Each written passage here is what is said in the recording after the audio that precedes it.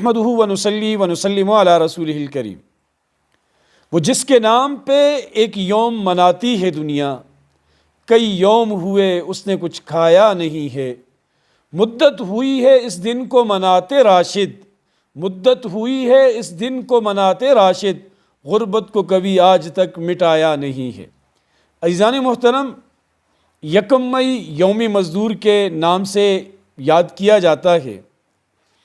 یہ ان مزدوروں کی محنت کی ایک لازوال داستان ہے کہ جنہوں نے سرمایہ دارانہ نظام، سرمایہ دارانہ طبقے کے خلاف آواز اٹھائی، علم بغاوت بلند کیا کہ ہم سے 18 گھنٹے کام کروایا جاتا ہے، 8 گھنٹے کام کریں گے، اور ان کی اس آواز کو دبانے کے لیے طاقت اور جبر کا استعمال کیا اور کئی مزدوروں کو خون کے اندر نہلا دیا گیا۔ لیکن کہتے ہیں نا کہ قربانی رنگ لاتی ہے، خون گلشن بناتا ہے پھولوں کے، ایسا ہی ہوا۔ انہوں نے قربانی دی اور اس کے بعد پوری دنیا میں اس دن کو ان کی یاد میں منایا جاتا ہے، اور پوری دنیا میں مزدوروں کے لیے ایک ٹائم ٹیبل 8 گھنٹے کا فکس کر دیا گیا۔ اسلام مزدور کی مزدوری کی بڑی تاکید کرتا ہے۔ حضور علیہ السلام نے فرمایا کہ مزدور کو مزدوری اس کا پسینہ خشک ہونے سے قبل دی جائے۔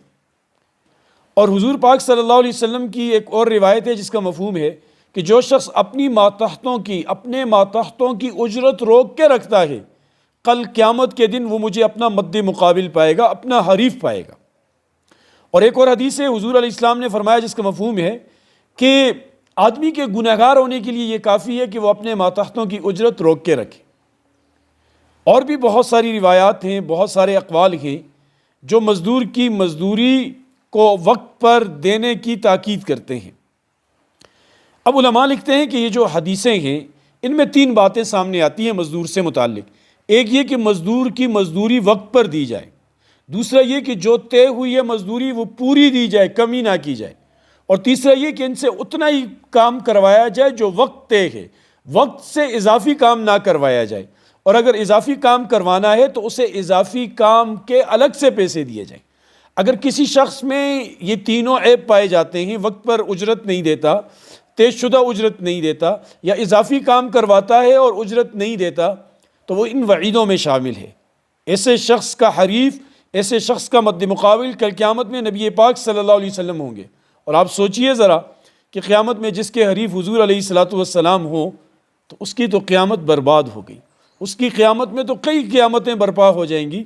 اس لیے جن کے ماتحت ہیں، لوگ کام کرتے ہیں اور مزدوروں کے وہ سربراہ ہیں، ان کی ادائیگی وقت پر کریں اور دل کے کشادگی سے کریں۔ انشاءاللہ اللہ پاک آپ کے عمل میں، آپ کے مال میں برکت دیں گے۔ مجھے اپنے استاد محترم کی ایک بات یاد آ گئی۔ وہ فرمایا کرتے تھے کہ جو بندہ حقدار کا حق اس کو وقت پر نہیں دیتا، مزدور کی اجرت اسے وقت پر نہیں دیتا، اللہ پاک اس کے مال اور اس کی اولاد سے برکت اٹھا دیتے ہیں۔ مال سے برکت اٹھانے کا مطلب یہ ہے کہ پیسہ ہوتا ہے لیکن ایسی جگہوں پہ لگتا ہے جہاں یہ لگانا نہیں چاہتا، اسپتالوں میں، جھگڑوں میں، دنگوں میں، ایکسیڈنٹوں میں، گاڑی کی خرابی میں وغیرہ، بہت ساری چیزیں اس کے لیے کھل جاتی ہیں۔ اور اولاد سے برکت اٹھ جانا، یا اولاد نہیں ہوتی، اگر ہوتی ہے تو اولاد ماں باپ کی آنکھوں کا سکون نہیں ہوتی۔ وہ بچے ہوں یا بچیاں، بڑے ہو کر وہ ماں باپ کی آنکھوں کا کانٹا بنتے ہیں۔ اس لیے اگر ہم چاہتے ہیں کہ اولاد میں برکت رہے، مال میں برکت رہے، تو ہم اپنے ماتحتوں کا، مزدوروں کا خیال رکھیں۔ اللہ پاک عمل کی توفیق نصیب فرمائے۔